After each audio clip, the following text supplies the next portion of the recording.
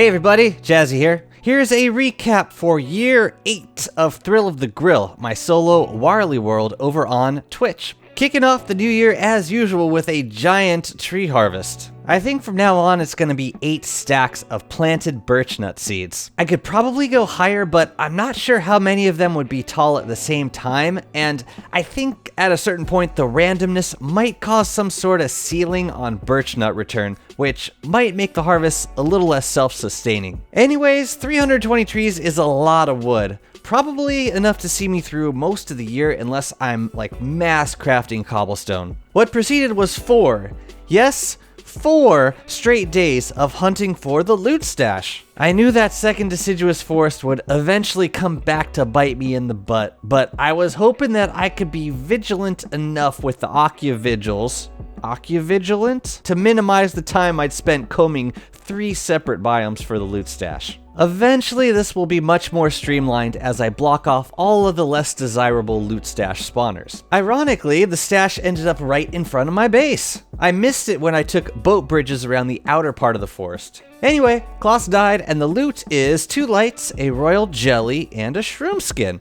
Pretty nice, all things considered. Day 502, I'm finishing up the produce scales for my future crop showroom. There will eventually be 14 beautiful giant crops on display here, and I can also store seeds for crops near their respective giant. Day 503, I'm doing some farming. I don't have 4 of each crop yet, so there's no chance of giants, but I'm planting them in self-fertilizing combos anyway, so that they have a higher chance of giving me 2 seeds back. As long as I water and tend, they should give me plenty of seeds. The first combo is pumpkin, corn, and eggplant, and the other combo is potato and tomato. Day 504, I'm turfing up an area for a future spider farm. This is going to be automatically harvested by 6 bunnymen, and I'm building it close to the main area of my base so that it'll be loaded up often and the bunnymen will just kill spiders every night. It's nice when you get close to a truly automatic farm, kind of like a gecko pen and this, so I hope to take advantage of it as much as possible. If I need to turn it off, I just won't replant the spider den. In spring, I really want to fight Toadstool.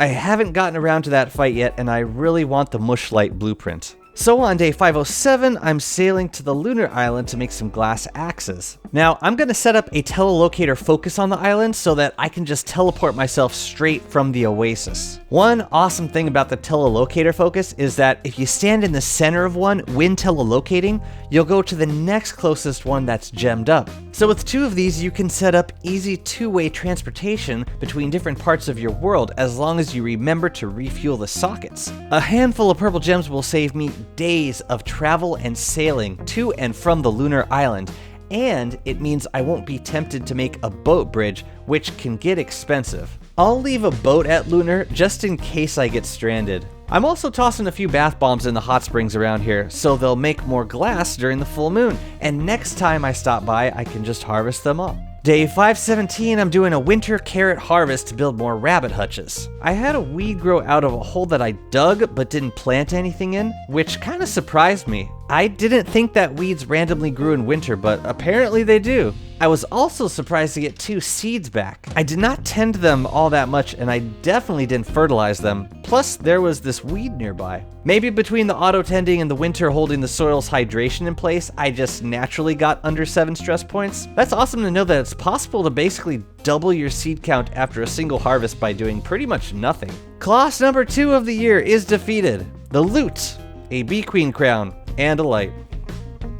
Moving along. Day 521, I popped the shadow pieces for another heart. I don't know if I demonstrated this before, but it's good to have a bee queen crown for the tier 3 rook. All of the bosses have a big insanity aura, but you can really make use of it in the final phase when you're just standing and swinging a lot. The rook is giant, and in order to get the full effect of the aura, you gotta stand right inside the belly of the beast. With a bone armor, you don't have to worry about the crown losing any durability because the cooldown is faster than the rook's attack time. First day of spring, it is time for our third Fuelweaver kill. I finally get to smash him with the double bone armor combo. What you do is you stand on top of the Thurble while switching between the two armors, and you take no damage while tanking. As long as I manage the summons and keep him from healing, this fight is in the bag. It's a very nice progression of a fight that you already have incentive to repeat, and this fight just keeps getting easier. After 4 Fuelweaver kills, we'll be able to fill practically the entire arena in Thurbles and enjoy complete immunity from the Bone Snare.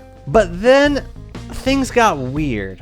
I was clearing out some clockworks when I turned around and my piggyback was missing. I ran back to the gateway room, ran all around the atrium. It was gone. So I did something I've never done before. I watched the footage of the current broadcast as I was still streaming, and right here we see what happened. The obelisk transformed as I took the piggyback off and shoved it into the void. This is a major oof considering what I had inside. 7 bundling wraps and 5 bundles, including 1 filled with all my food. I have never experienced this glitch before, and I had no idea what to do about it, so I put it to a vote. Chat overwhelmingly voted for me to roll back, and I'm honestly thankful. It's one thing when you make a mistake and die or lose resources because of it, but when an unintended game mechanic destroys that many resources in one fell swoop, I mean, come on. I was not proud of doing this, but sometimes you gotta suck it up and deal with the fact that this is an indie game and there's gonna be weird bugs that mess you up. I really hope I don't have to do this again. Please, forgive me this one time. Day 529, I'm doing my first Toadstool fight. Gonna do regular Toad the first time to warm up on fighting him as Warley. I made quite a few mistakes here, probably because I was trying to squeeze the fight in at the end of a stream. The first mistake was carrying around the food with me because the spore clouds will just make it all stale super fast. I also did not bring any weather panes, so it was tough getting to the spore caps when they spawned inside a cloud. I also didn't bring any pan flutes or ice staves, so there was no way to pacify him while I finished chopping. All in all, a very sketchy fight that could have gone much more smoothly. But notes taken, lessons learned. Cause next time it'll be Misery Toad. Day 535, I'm putting the finishing touches on the spider farm. All the rabbit hutches are built, fences are up, and spider den is planted.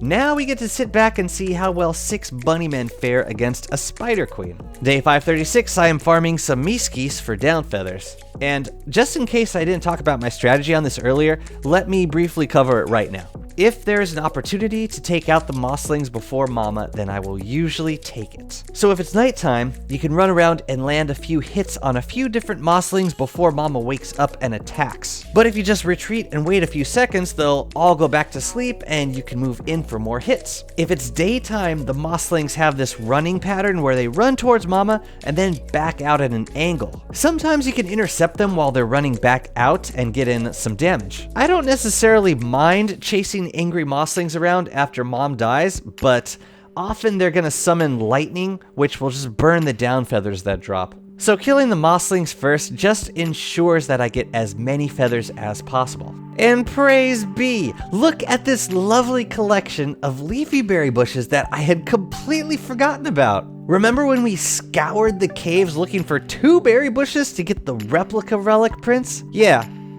Oops, turns out we had some regular berry bushes here all along. These are so good for decoration, it's too bad they're so rare. Clause number 3 of the year. The loot is a light, another goddamn bee queen crown, and a 3rd frog rain of the spring. As a final middle finger, Mama RNG bestowed a bolt of lightning onto my newly acquired steel wool. This year's been weird, kinda like the Don't Starve equivalent of 2020. Day 547, Antlion is dead. I'm gonna spend the summer up on the surface, just turfing a little bit and working on some builds. The first thing I want to set up is a dedicated boat for lure plant harvesting. Did you know that lure plants planted on a boat will produce leafy meat as usual, but no eye plants will spawn? It's pretty convenient for leafy meat harvesting. You don't even need to sweat any of the nearby turf. Day 550, I discovered the pig farm walls had been broken. A clue of manure outside the pen led me to believe it was a werepig breaking free. But why were they outside and not focused on the bait pen? Well, remember how we were using rot for bait? Turns out, That's an awful idea because rot on the ground will eventually combine and stack with other rot nearby when the area is unloaded. So the rot inside the pen most likely combined with rot from a seed dropped by a bird outside. Lesson learned. Eternal fruitcake for bait from now on. Day 556, I'm trying to set up some festive planters around the spider farm, but it looks like I need to smash some walls to make enough space. In general, it's a good idea to save walls for the very end with any build. The reason is because walls have some of the smallest hitboxes of any structure in the game, so they don't need a lot of space to plant. Other structures, on the other hand, will likely need much more space nearby. Festive planters and rabbit hutches, for instance. Understanding structure hitboxes is important when building because it will mandate what order you need to place them down. Day 559, I am finally throwing up some turf for the antlion arena. It'll be nice to get a little cobblestone speed boost while fighting her in the future. Then it's off to plant the next batch of birch nuts for autumn. The last couple days of summer, you don't get any wildfires, so it's safe to venture out from the oasis during this time. That's it for year 8. Next year, we're going to keep on bashing claws, we're going to get more giant crops, we're going to learn about a huge hack for keeping track of Chester, and we're going to raid the ruins again. Hope you are enjoying the recap videos, and I definitely hope to see you next time live over on Twitch. Take care.